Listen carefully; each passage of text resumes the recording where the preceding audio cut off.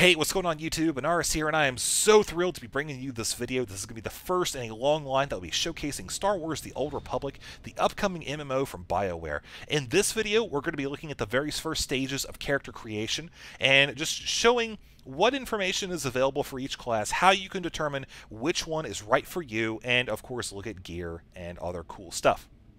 Now, this is going to be spoiler-free, except for pretty much the backstory that leads up to this point, which my understanding has been available, so I'm not really going to consider that too much of a spoiler because you need to know that going into the game. So moving forward, we do have two factions, as most of you know, the Sith Empire and the Galactic Republic. So I'll just mouse over this super quick, and you can pause the video if you want to read either of these video descriptions. But the way they're presented is that the Republic are the good guys, and the Sith Empire are the bad guys. Although, that being said, that is entirely subjective and pretty much just relative to your own viewpoint. Personally, myself, I enjoy playing the Sith Empire. This game, now I will say, having played it for some time, does lend itself very well to giving you choices and options about how you want the story to pan out. And that's one of the hallmarks of this, is that you really are able to affect a ton of change in the story for your character. So we're going to use the Sith Empire as our guinea pig, and normally a introduction video would play when you selected this, but for now that has been disabled, and we are going to move forward with looking at the character creation. So we have here the four basic classes: Sith Warrior, Sith Inquisitor, Bounty Hunter, and Imperial Agent. Now when you hit level 10, you have the ability to specialize your character into one of two types. We will use the Sith Inquisitor as an example of this. If you look up here, there's 5 menus. There's equipment, abilities, advanced classes, combat role, and story. Advanced classes, this is what I'm talking about. Now, for each class, each advanced class, excuse me, there are talent trees. It's set up very similar to WoW, in that you have 3 different trees that you can go down for each subclass, we'll call it. You have the Sorcerer, so it has its own 3 trees, and then Assassin has its own 3 trees. The Sorcerer is the kind of mage slash healer class, and don't take the hybridization up front as assuming that they aren't necessarily good or really good at either one. The talent trees work out as such that you can spec to be a healer or you can spec to be pure damage dealing, and they really are good at both. So tank and damage for the Assassin, so that's kind of a imagine. I'm going to use, and again, I'm sorry, but most of you know WoW enough, so I'm just going to use this as a frame of reference. Think of it as a rogue that can tank if they go down that tree. Again, imagine being a rogue, but instead of having 3 different talent trees that were all having to do with damage, you had 2 that dealt with damage, and then 1 that you could go down and would turn you into a full-fledged tank. That's exactly what how this works. Now, I will be showing, explaining a little bit more about this in a later video, but for now, I'm just trying to explain the basics. So you see armor light, resistance, force, weapons lightsaber, double-bladed lightsaber, blah, blah, blah. So now the abilities. We could see here it does provide a couple paragraphs with explaining. And I'll just let you read this for a brief moment. You can pause the video. And again, this is generally, for those of you that are newer to my channel, this is how I operate with information that's on the screen. I do just kind of announce, okay, this is a pause point, and if you want to read it, you can. If not, then you can just move on. Equipment as well. Pretty much they use lightsabers, double-bladed lightsabers, light armor. They do have abilities that enhance their own armor, so if you decide to go with a tank, don't worry about, being a light armor class. It doesn't necessarily, you're not trying to tank, like a mage with squishy cloth armor. You will have abilities that will offset that and allow you to take those heavy blows. Now, combat role.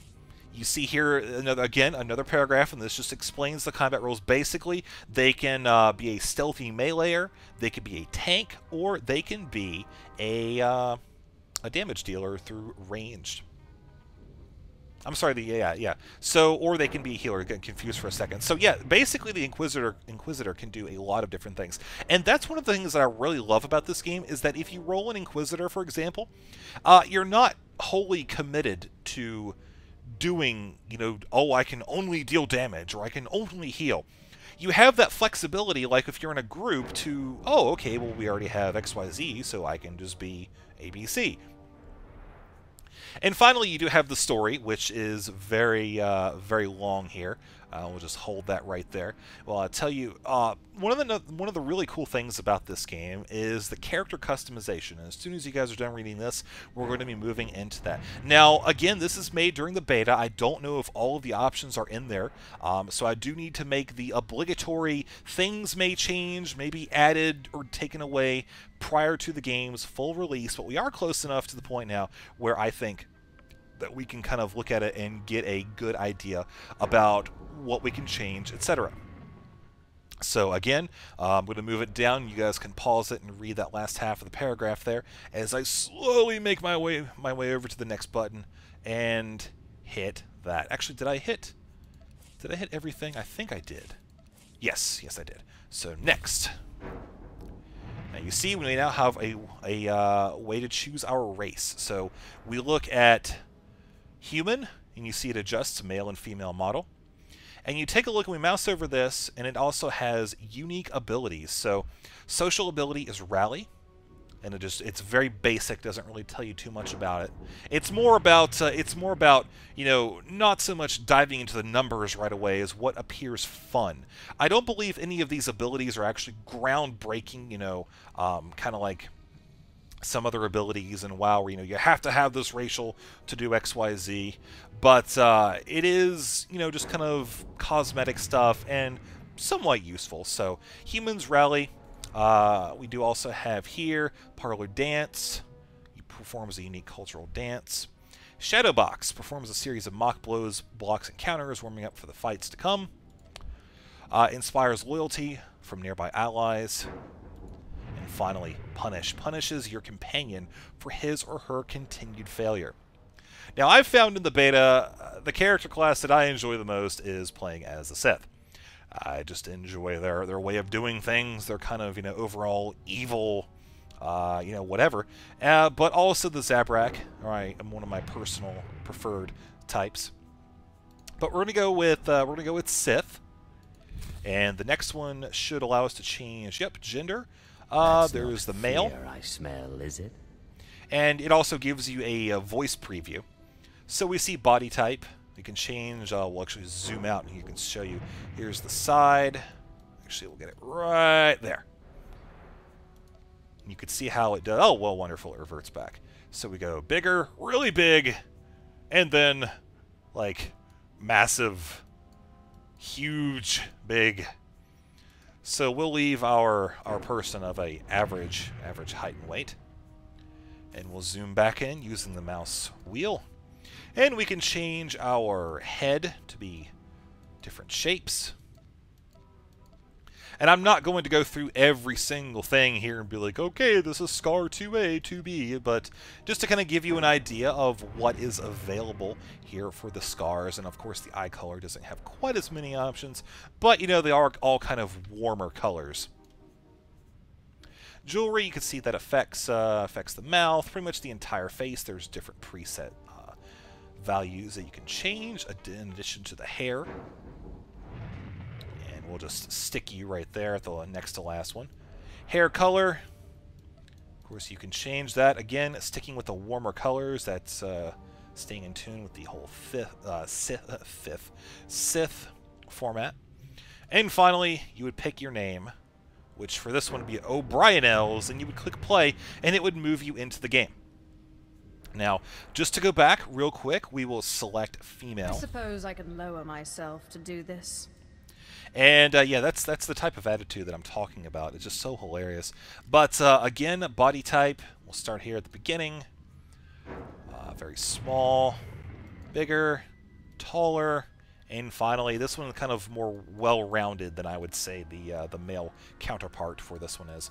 But we'll move it back down to this, zoom back in, And you can, again, just kind of take a look at the different facial structures that are available.